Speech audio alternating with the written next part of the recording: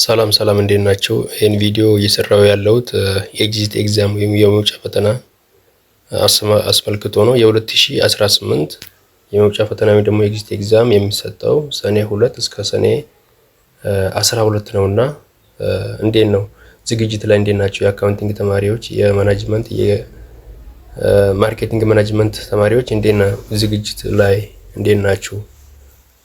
እንዴት እያነበባችሁ ነው? ከዚህ በፊት ያለው ፈተና ከዚህ በፊት የተሰጠው ፈተና እያያችሁ ነው ወይ?